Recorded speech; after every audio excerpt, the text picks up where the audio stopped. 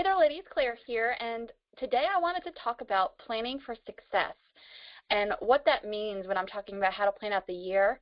Most importantly, what I'm going to focus on today is how do you plan out every 3 months, and how do you actually get that planning to translate to what you're doing on a daily basis or weekly. Like, what should I do this week to move my business forward? And when we can grasp this concept and get really good at it, you know, every 3 months you'll just get better and better and better. It is truly a key component to moving from chaos to clarity. So I'm going to encourage you all. You guys are going to be different, right? You all are going to be against the norm, because the mass majority of business women, 97%, are failing to plan, right? They're living in this completely reactive mode. Yeah, they're working, but is it the right stuff they're working on? Are they truly moving their business forward? 90+% of women business owners are going to throw in the towel in their first 3 years in business. However, you're going to be different. You're not going to be like that 97%. You're going to be that top 3% who really sits down and plans out every 3 months. You're going to see it's a fun, easy process that you're going to get really, really good at. So again, meet calm, confident Carla. I mean, she is just rocking it, right? Not to say there's not days where she may have a little bit of doubt. I'm not saying there's days that aren't hard, but her business is really moving forward. People are looking at her and being like, oh my gosh, look at what she's doing. I mean, she's rocking it. She's actually taking action on her business. That's where you're going to be.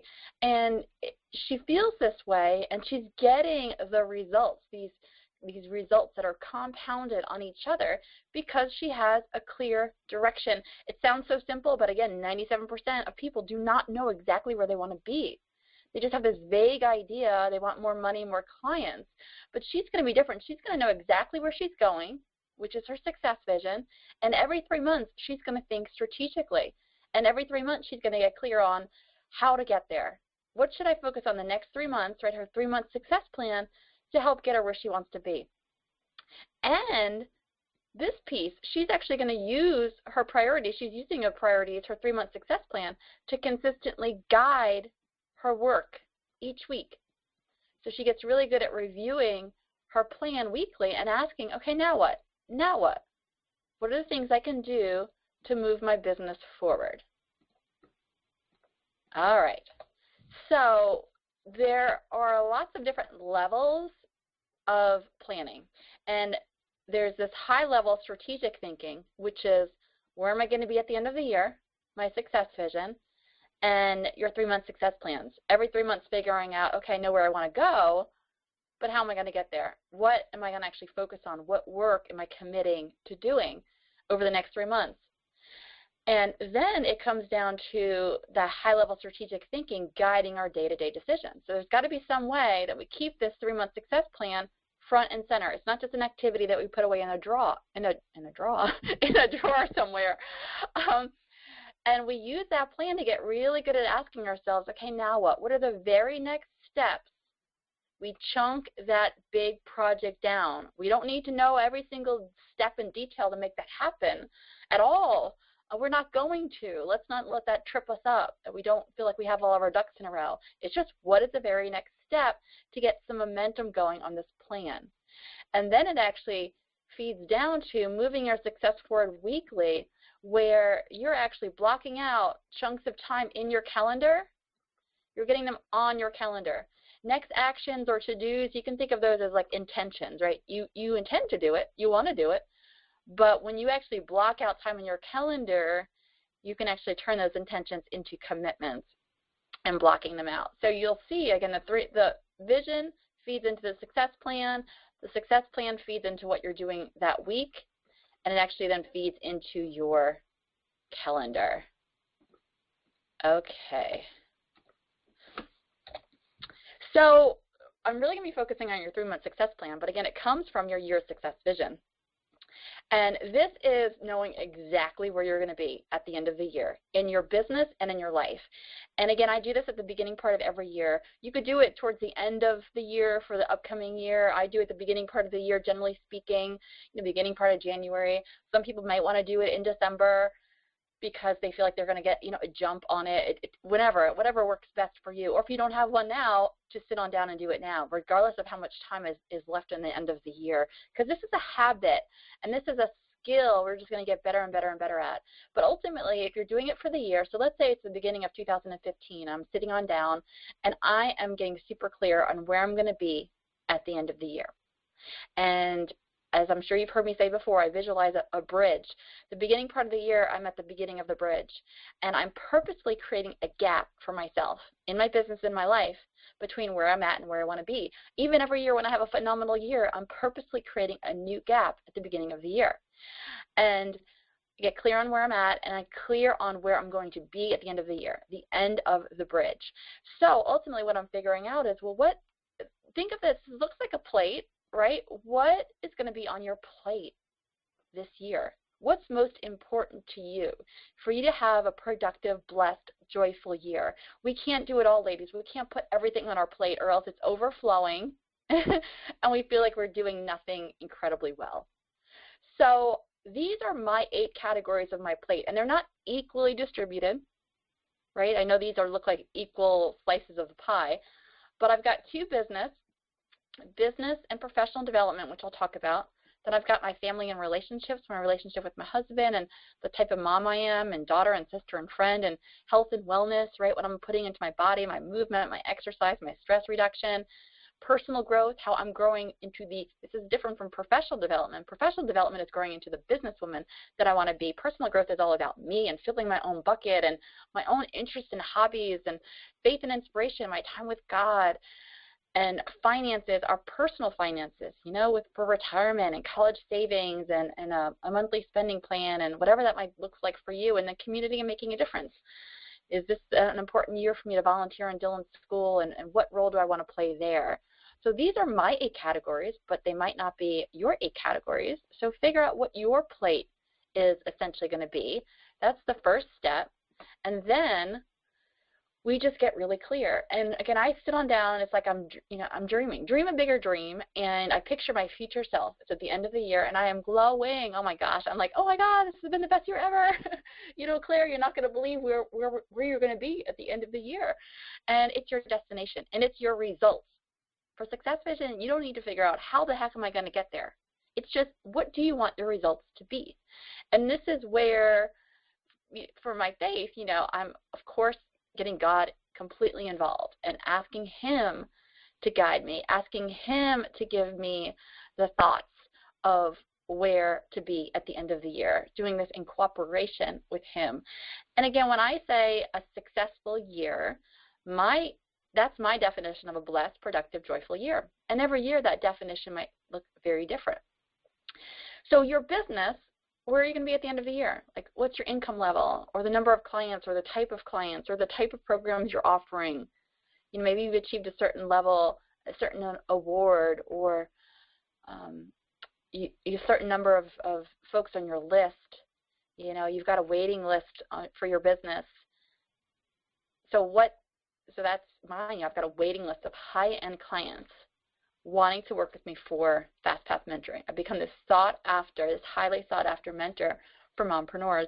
What is your definition? And then professional development. So who have you become as a businesswoman by the end of the year? Right? What's that growth?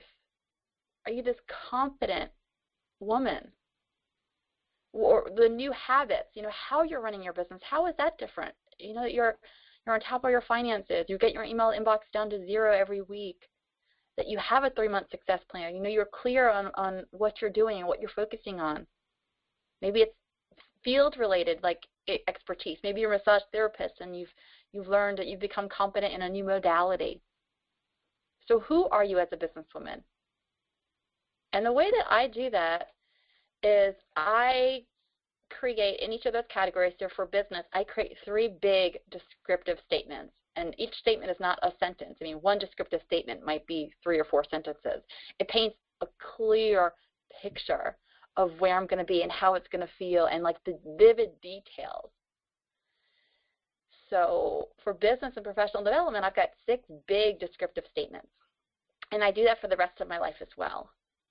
then it's so important to see your success vision as a done deal. It's one of the greatest gifts you can give yourselves, ladies. Absolutely. It's one of the greatest success habits. It's something like this that, you know, when you're where you want to be and someone's saying, tell me, how did you do it? And you said, you know what, one of the biggest differentiating factors was when I started listening, or somehow, however you're connecting. You don't need to do it listening, even though that, you know, that's how I do it, but that's however it works for you. You know, I did that every morning upon rising. You know, I just sat quietly before I got out of bed, and I pictured my success vision in vivid details. And they'll be like, oh my gosh, that's it? I could do that, right? Because it's these simple disciplines. They're simple, but they're simple to do and they're simple not to do. But this is your differentiating factor. This is what's going to get you where you want to go so much faster. And we've talked about mindset, and there's 3 parts to it. Dreaming a bigger dream. That's your success vision, right? Purposely creating that gap, that big gap between where you're at and where you're going to be. And then finding some way to see your dream as a done deal, you know, impressing that on your subconscious almost daily. And then it's getting into our 3-month success plan, taking action in faith on making that dream a reality. So working your 3-month success plan. So your success vision, again, feeds into your success plan. So let's talk about that. So when you're thinking about your 90-day planning every 3 months, you're essentially closing the gap. I talked about how at the beginning of the year, I see myself at the beginning of the bridge right here. And I get clear on what that bridge is going to look, you know, at the end of the bridge, the end of the year. And almost think of it, you're taking it in quarters, right? So if you're planning out January, February, and March, I just focus here. What is it I'm going to do January, February, and March to take steps across that bridge to start shortening that gap? You know, filling that gap. And then April, May, and June, I'm here, right? So I'm just taking these small little baby steps across the bridge. These consistent baby steps when your feet are pointed in the right direction and you know where you're going to go. And I got to tell you, ladies, when you're in the midst of here, you're going to feel like, oh my gosh, these don't even feel like baby steps. These feel like, it feels like I'm crawling. It feels like that when you're in the midst of it many times. I mean, you're going to have some times where it feels like leaps and bounds, like, oh my gosh, oh my gosh. But many times it feels like a crawl. And you don't actually see your progress many times until it's the end of the quarter. And you look back and you're like, oh my gosh, look at that. I did that, and I did that, and I did that. Oh my gosh. So please, I just wanted to acknowledge that. And again, that might be why many people sort of give up, because they feel like they're crawling and they haven't seen the results yet. Right? This you being here at the beginning of the year and wanting to be here, this is going to create discomfort. It's going to create this rub because you're like, I just want there. I want to be here now, like now, exclamation point. And it creates this feeling of discomfort because we're not where we want to be. And in that feeling of discomfort is when negative Nelly can get so loud. Right? You're like, oh my gosh, look, I've only taken like a couple steps across the bridge. I have this whole bridge to go. I just don't know if I have it in me. So you just hush that negative Nelly and you just take baby steps across that bridge. They're pointed in the right direction. And ladies, you're going to get there. Just don't stop. Don't sit down on the bridge or don't walk backwards. Sometimes people even walk backwards. But many times they just sit on the bridge and they just don't move. They don't move strategically. They just sort of fill their life with busy work or non-money earning activities, and they just sit down and they wonder why they're not getting where they want to go. So the hardest thing though sometimes is where you want to go, this final destination, there's different ways you can get there. You could take route A, you could take route B. You know, if you ever do Siri on your smartphone, she shows you route A, route B, route C, and there's not a magic answer. I'm going to help you think through strategically which is the best route, and then you just make a decision energetically, like whichever one feels right in the gut, whichever one you've got more energy around, more excitement around. So that's the biggest thing, is a lot of times women just don't know what is it I'm supposed to be working on, because it's not working on just what you're most comfortable with, which a lot of times is behind the scenes stuff, right? We just don't want to put ourselves out there. It's not about that. And it's not about just doing what everyone else tells you should be doing. If everyone else just says, you need to have a blog, and you need to be on Twitter, and you need to be doing this, and you need to be doing that, and don't worry about that, or else you fly in the wind. You go from thing to thing to thing. No, what does your business most need? What feels most right to you? So it's about strategically figuring out what your business most needs, and then working on the most critical strategic things. You've probably seen this time quadrant, Stephen Covey. We spend a lot of time here, urgent and important, and a lot of times we're spending too much time here because we haven't planned. When we don't plan, we're spending a lot more time in that urgency. But they're important, so it's, go ahead and get those things done ASAP. But we're spending way too much time here. Not important, not moving your business forward, not the best thing for you to work on today. But it appeared urgent because it's there. It appeared in your email inbox. Your phone is ringing. It appears urgent. So this is responding to other people's sense of crisis or importance. And then we're also spending way too much time here. Getting ready to get ready, surfing the web, doing all your family stuff during your quote-unquote work time. This is where we want this time to grow. We want this to expand. But what's hard is this stuff so important. This is going to get your business where you want it to go, but it's not urgent. No one's going to be calling you saying, I can't believe you didn't send out your email newsletter. I can't believe you didn't do that webinar like you planned. I can't believe you're not out there speaking. I can't believe you're not attending your networking events. I can't believe you're not doing that. I can't believe you stopped making your videos. I can't believe you're not marketing. You know what I mean? I can't believe you're not moving your business forward the way you want it. No one's going to be saying that other than you and me. So until we want to focus here on this stuff that is so important in moving your business forward but not urgent. So that's why I want to bring it to our attention, and that's why we want to use that to guide our priorities for the week, guide us to know what to be focusing on. So how do you know what the right activities and projects are? And this is a brainstorming activity that I had you go through once, and this is what I do every 3 months. That's what I'm going to encourage you to do every 3 months, so you know what makes the most sense to have in your 3-month success plan. And it's 4 main questions. The first one is, you sit on down and you brainstorm, where are my unfinished loops? Like, what's been nagging at me? My unfinished business. Things that you've been wanting to do in your business, but you just haven't finished it. Jot all that down without judgment and just jot it down.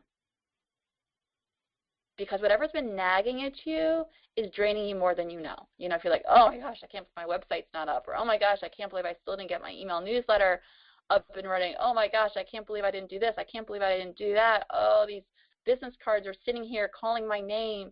Like, what is nagging at you? Jot all that down. This is not necessarily what's going to be in your 3-month success plan, but this is going to give you the possible content for your success plan. So again, don't judge, just brainstorm. Just jot everything that comes down to your mind. The second thing is we want to bring in the money in our business. So you're going to look at your profit funnel every 3 months and see where it's clogged or non-existent. Now, I do this every 3 months, and I have a profit funnel that's working very well. However, there is tons of room for improvement. Every 3 months, I can improve it. And in order for me to keep moving my business forward, I need to improve it. So I'm going to look at my profit funnel, the 3 main parts, which I'll show you in a minute, and I'm going to say, okay, now let me see the flow of people coming into my funnel and me building a relationship with them and me closing them in some offers and them becoming clients and them becoming raving fans. How can I perfect and streamline and automate and maximize what I'm doing? So you take a look at your funnel, your profit funnel, and you take a look, okay, do I have enough new ideal leads and clients coming into my funnel? Again, just be brainstorming. Right? This is about you meeting more and more of your ideal clients. Is your ideal client right? Are you so clear on that ideal client character? You know him and her inside and out. And are they attracted to your brand and message? When someone comes to your website, is it clear who you are and who you help? And is it a message that appeals to your ideal client? Now, are you working a marketing plan? Are you working marketing strategies consistently that feel authentic?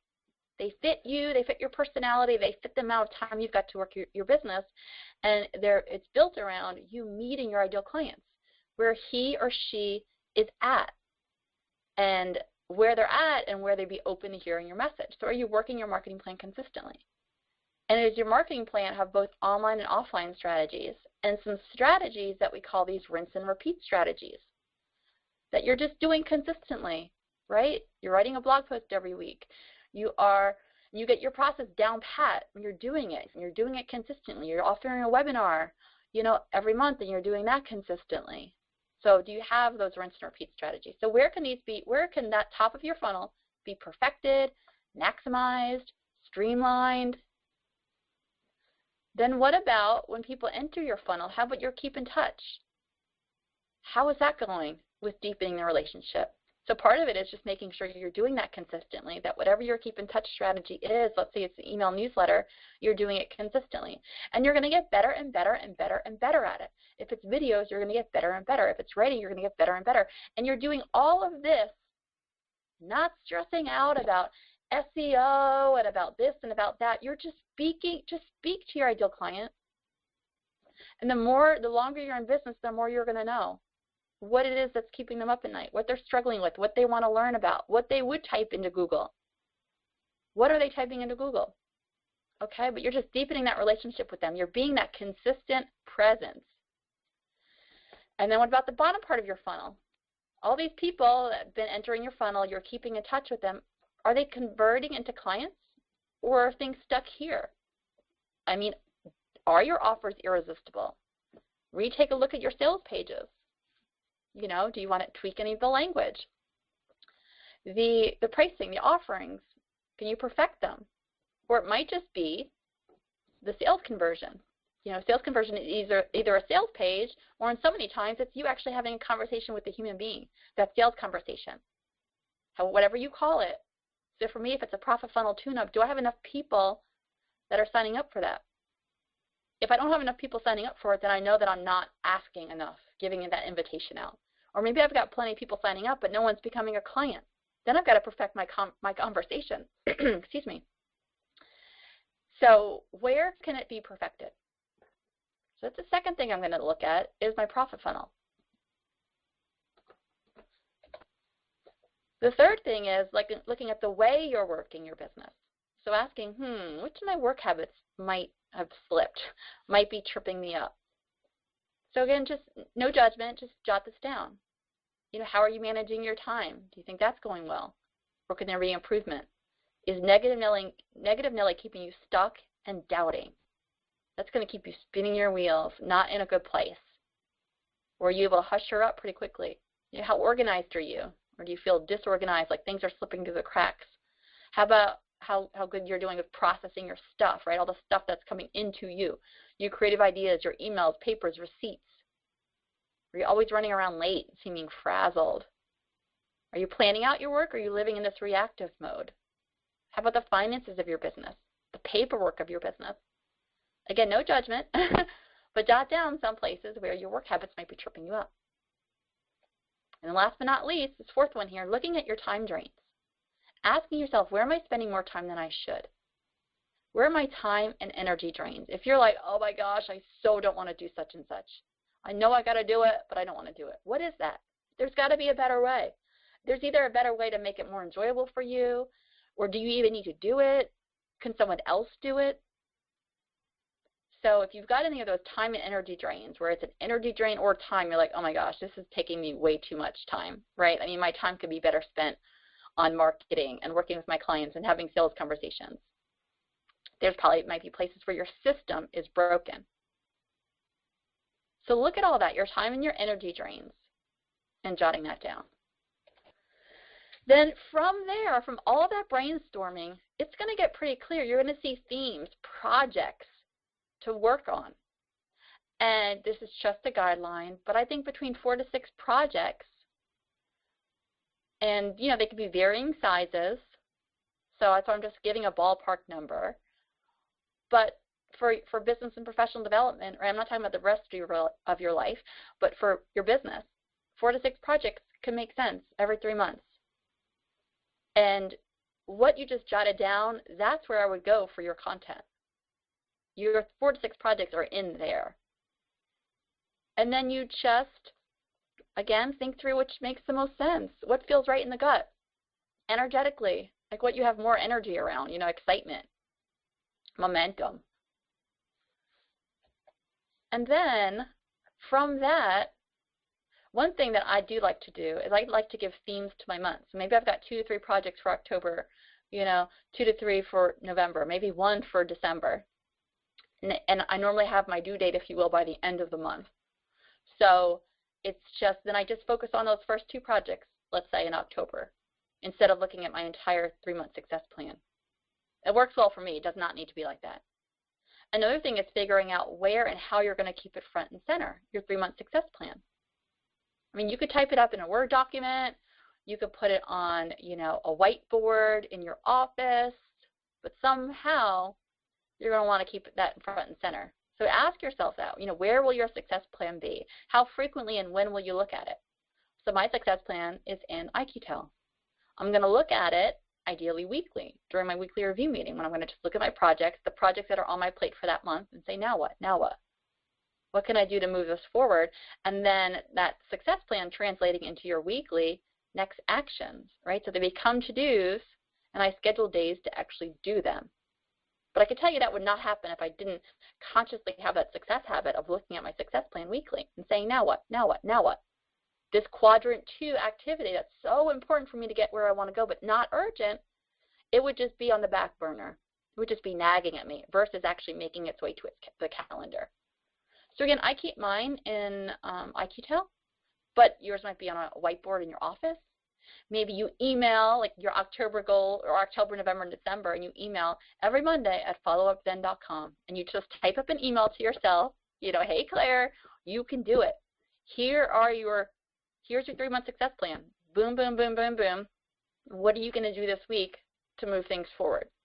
And you forward that, you email, instead of an actual email address, you email every Monday at followupthen.com, and every Monday that will appear in your email inbox. I mean, your choices are unlimited. It does not matter. Whatever fits you, your personality, your work style, and then you do it. You do it consistently. It's less about what you do, it's about how you do it, that you do it and you do it consistently. So in IQtel, sorry, I thought I had IQtel open. In IQtel,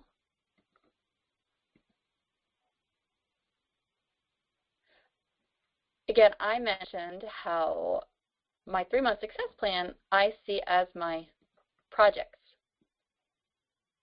These are multiple to-dos, right? And again, then I also have themes for what to do in October, November, and December. So looking at that weekly, just sticking with October for now and getting that done, that is working in quadrant 2, which is going to get me where I want to be. So I'd love to know your questions on this. Go ahead and post it in your Facebook group. I'm here to help, and looking forward to our one-on-one calls. All right, ladies, have a good one. Bye.